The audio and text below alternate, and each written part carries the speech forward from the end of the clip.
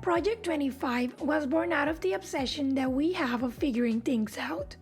Honestly, being 25 is weird because we either pursue certain goals without questioning if they're what we truly want, or we're not sure what direction to follow, and that leaves us with a lot of uncertainty. I'm Andrea Juarez, I'm 25, and I decided to ask my family members, friends, and people I admire about their experiences being 25, what they did, what were their beliefs, what they've learned, and what's their advice for the new generation of 20-somethings. There is a lot to live and learn, and I believe that by listening to others, we can reflect and learn a little bit more about ourselves and think about what we want for our present and for our future. Hello there, welcome to another episode of Project 25. Today, I have the honor of interviewing a dear friend of mine, Angela Castro. She is a daughter, sister, graphic designer, a cat lover, and a runner. Thank you for joining me today, Angela. Thanks, Andrea. Thanks so much for the introduction. How are you? I'm doing good. Happy to be here. Thank you. Yeah, so I know a little bit about your story because you're a close friend and because we did this interview in Spanish, but I thought we should do it in English for the English-speaking folks and to be inclusive.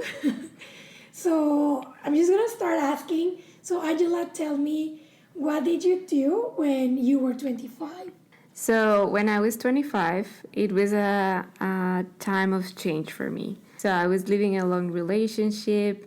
I was feeling confused and I was kind of doubting myself a little bit for all that happened. So I was kind of in a transition time. So it was a learning time in which I connected to my own internal voice again, and then learn and started working towards things that changed my life to the life that I have right now, basically. Nice. And Angela, what did you think when you were 25? So I know you mentioned a little bit about going back to your internal voice, but did you have like a specific mindset or like a mantra, like, oh, I want to do this, or like, did you see the world as a certain way, or what was a big belief of yours? So the way I grew up and the environment I was in was kind of shaping my thoughts to be just like in one direction, right? Like one life path kind of thing. So you go to college, you graduate, you find a job, and then you go after the next, always the next step. So I was kind of in that mindset. I was working, and then I was kind of pursuing different professional goals and all that. But when this happened, this change time in my life at that point, it just made me realize and reconnect with the things that I wanted before, like traveling.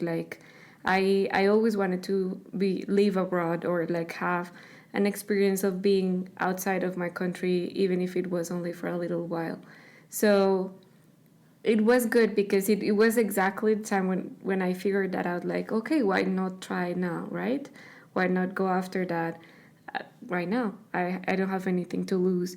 So it was a moment in which I started to see other possibilities, other than just a linear line that was drawn before that I grew up with, But it was just opening my eyes to see things differently and just to consider different life paths, like moving to another country and then just all that entails.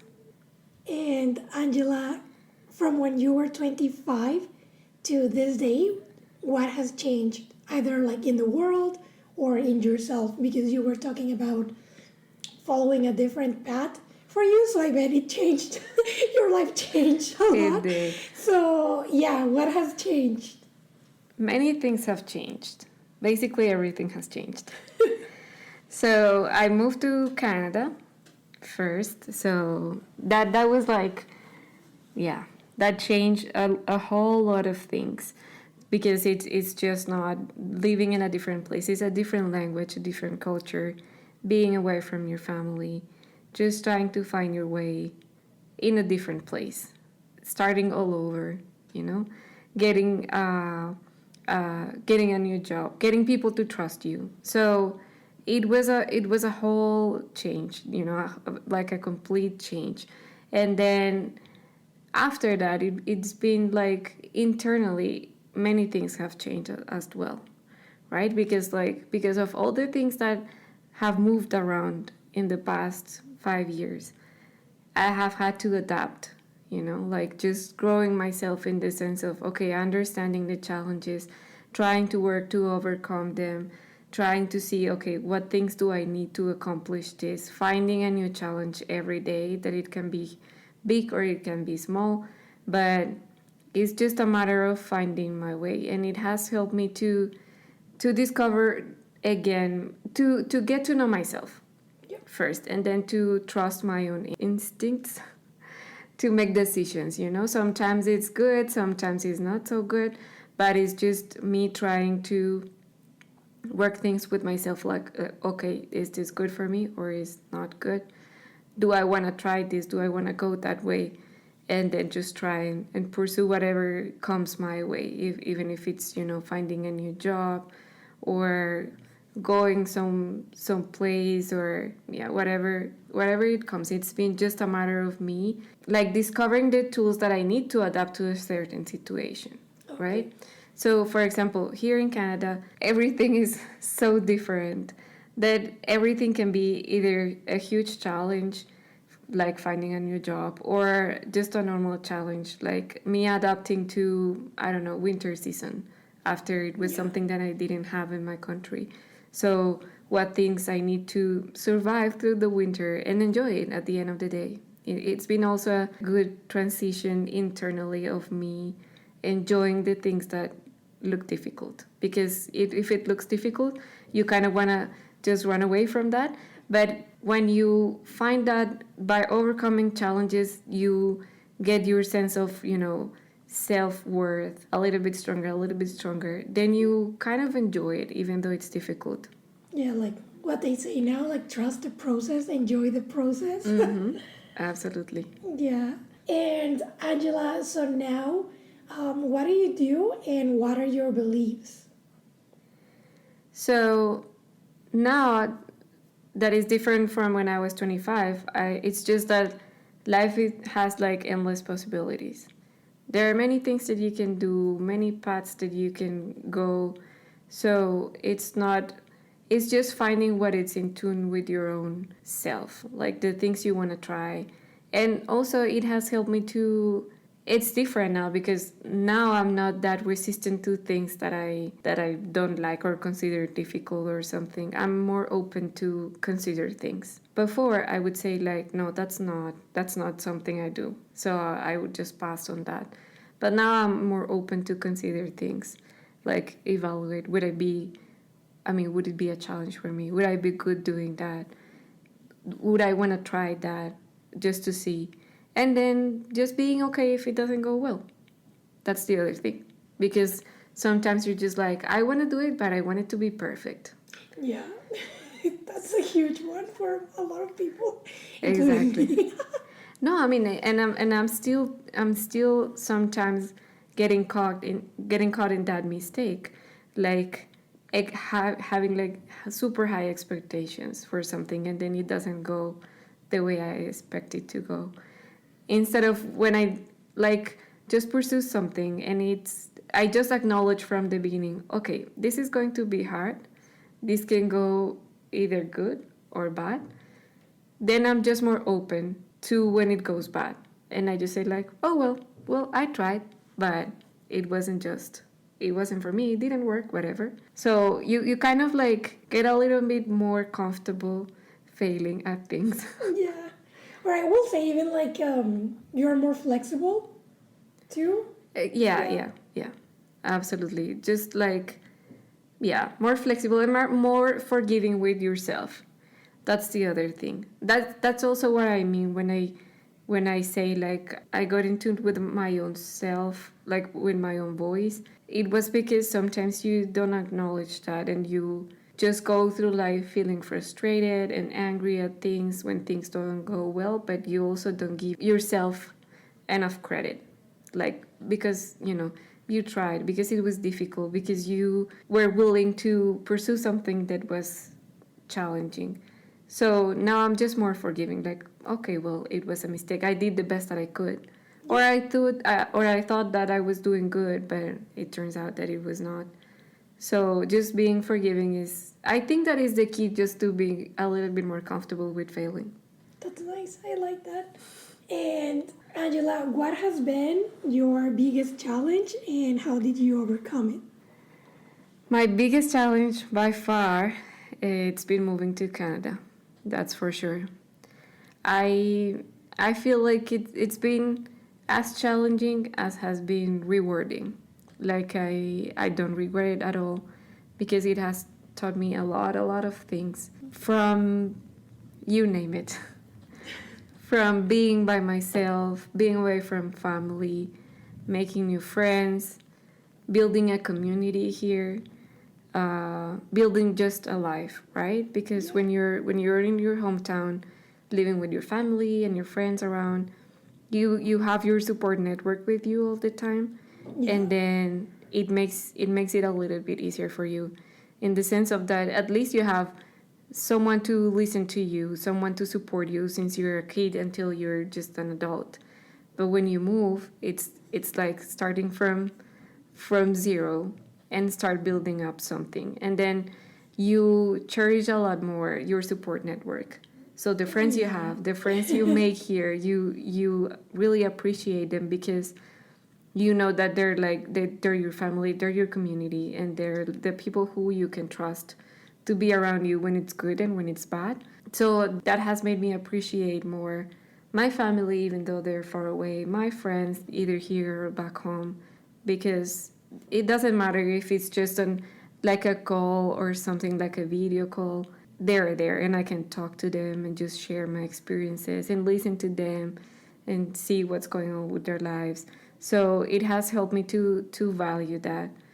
And it also has been a challenge in many other ways, like finding a job, finding myself in the professional setting, and try to just to function there, and find my own, like my own place, right? Because it's a different culture, so that's also what makes it challenging for everything, for the professional setting, for making friends, for building relationships with other people.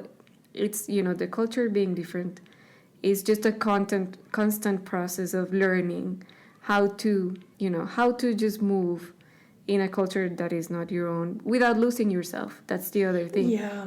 Because at the end of the day, well, you can move, you can go somewhere else, but you cannot stop being who you are.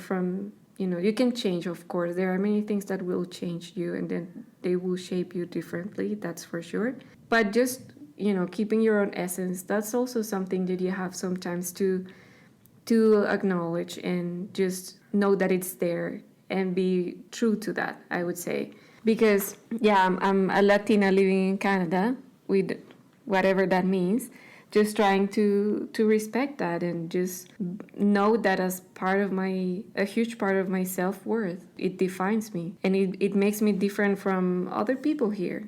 Yeah. And that's not bad. It's, It's your I try identity. that's my identity, and I try to build upon that. And Angela, what has motivated you or what motivates you? So from all the things, like from moving here, from the change that I was living in when I was 25, it's just knowing that what motivates me. It's just knowing that there are many options and many open routes for you, many roads that you can take, and then ultimately, whatever you choose, whatever things you decide that should come your way, it's always making sure that you are giving yourself the kind of life that you want to have. So, because from all of this, what I've learned is that I choose, I decide, okay, what kind of life I want to live. And also it has empowered me to decide, or to be more mindful of the things that are good for me, or the things that I want to pursue, and the things that I just want to let go, Yeah. right? So that is kind of my belief now, or like the things that the thing that motivates me. It's that I can choose. I get to be like my own boss, the boss of my own life. Yeah, you have agency of your Exactly. life. Yes, that's right. And sometimes you forget that, and it just happens.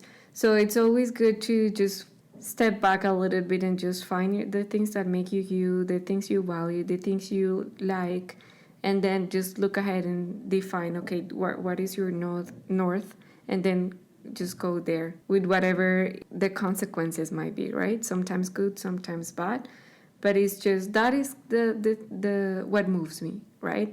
Just moving ahead and knowing that whatever I choose, I'm doing the best that I can for that, and if it doesn't work, I'll be fine, I think. So yeah, basically that you are responsible for your own life. Yes. That's what makes you nice. And Angela, what are your goals or plans for the future? Well, that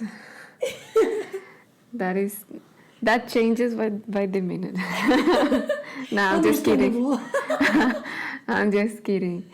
Like, I want to keep growing professionally, right? That's been like the first thing in my mind since the beginning of the year. Like, I want to keep growing professionally with whatever implication that has. So that means either keep pursuing job opportunities in the career that I have right now, or maybe just making a switch ahead. So I'm working towards that, right? I'm not 100% there in knowing exactly what I need to do, but I feel that at least I'm doing things, like I'm moving somehow, even if I'm not moving towards the front, but I'm just moving in the sense of that I'm exploring other things, trying to learn new things, trying to also acknowledge my work, because as a designer sometimes you do things and then like things come your way and then leave your desk, and that was it. So it's been trying to go back and find, okay, what kind of jobs or projects I've been doing, which one I have enjoyed,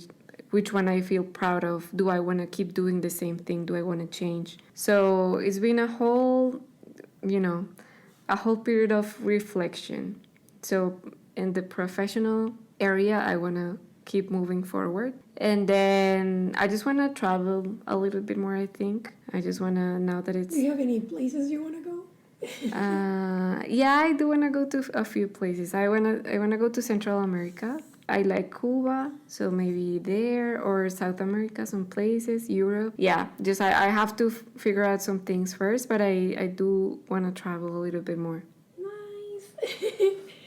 And Angela, what would you say to those who are 25 or like youth in general, whom in this moment may feel a little bit like stuck or not yet where they want to be, or even to those who think they have everything figured out already, and also to those who just realize like, oh, I I was working towards this goal and then I achieved it, and now what? So yeah, what do you have? Any pieces of advice you'd like to give? Yes. To those that feel confused, just keep looking. Like, I myself feel a little bit like I'm in that phase right now, but it's not, but now I don't see that something bad. Because when you're confused and you're lost, it's just an opportunity. I know it sounds difficult and it sounds a little bit cheesy, like, oh, it's an opportunity for you to find yourself. But it kind of is, right? If something is not working for you, you just need to find what is that's not working. Or by just finding out what you don't want, you may be able on the way of finding what you actually want. Yeah, I think that's a huge one, right? Like when you know what you don't want, that eliminates a lot of stuff. Exactly. Yeah, it eliminates a lot of options or a lot of things in your life that just don't work. And then just by that, you may be able to see, okay, maybe I should go, towards this route or whatever. But it's just a matter of not giving up and just keep trying and be forgiving with yourself as well, right? Because sometimes when we fail, we're just like, oh, but I didn't try hard enough. Or sometimes it means that you don't have enough experience or you don't know. But that's not the end of the world. You just need to find how you can get more experience in something, in whatever that means, and then just pursue that and just keep learning. Like I would say that it's just being open to learn from yourself. Like today, sometimes when I look back, it's just like sometimes I get even emotional. I don't feel like I'm a super accomplished person that I could, give a TED talk or something about how to live your life. But at least when I see myself when I was 25 or like even 5 years ago when I was ready to move to Canada with all my hopes and things that I wanted to do here, I look at myself like with a lot of love and admiration because I didn't know what I was going to do, but I went ahead and did it. So now I just feel respect for my decision and very, very accomplished on the things that I did and all the challenges at the end of the day. Because all the things that I didn't get or didn't accomplish at some point, the way I see it today was because it was for some reason. And now I understand. The thing is that in life, things happen and you don't understand at the moment. You understand later. Yeah. But that's when you can learn. So that's why I say, like, just be open to learn from yourself and to give yourself credit and admire yourself for the things that you have done or the things that you have let go. Letting go is another huge step. Sometimes we feel like things that are in life have to stay with you and have to work out the way you want, but sometimes they just don't. So you just have to let go. Letting go is huge. I've learned that over the past year. So sometimes you feel like because I don't know, you meet someone and a few things from them are good, then you think like, okay, that should work. But it turns out that it doesn't. And ultimately the person who decides that is you. And if you let go, sometimes it's not easy, but later on you would see, okay, it was good that I let that person go, for example, or that I let that job go because it wasn't going to be good for me for this, and that. But maybe when I was applying or was considering to work there, I thought it was a good company and it looked good. Like, I don't know, it was a popular company or whatever. So you think like, oh, I should work there. But that doesn't mean it's true, right? Yeah. You just find the things that would resonate with you from that company or from that person or from that friend. And if there aren't many, you just let go and move on. Move on with your life. Nice. I like that. And Angela, I just have one more question. Is there anything you'd like to share that you think it's important and I didn't ask? I would say the emotion. I was talking a little bit about it, like just before. The emotion that I had when I was 25. That was a whole lot of, emotions at the moment of like confusion and like feeling a little bit defeated. But it's so different now that I think maybe for all people that you have interviewed about this and think like asking them how do you remember their 25, maybe whatever they were doing and whatever I was doing, I remember it with love and kindness and like a little bit of like a happy nostalgia, right? Yeah, like sappy. Yeah. Sad happy. Exactly, because it's part of who you are.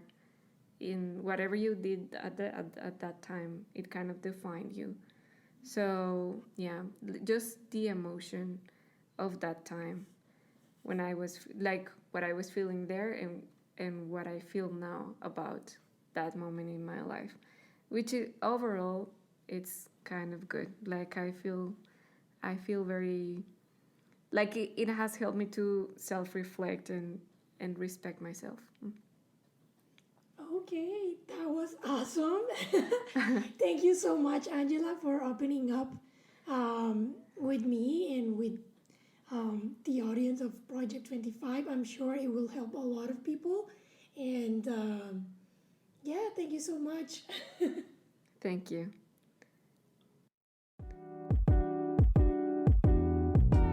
Thank you so much for listening. If you like the episode or you think it will be helpful for someone, feel free to share. You can also find the written stories at medium.com/project25.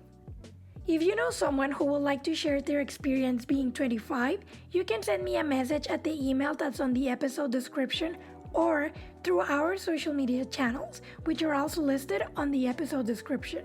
Thank you for your time. I hope you have a wonderful day. I'll see you later. Bye bye.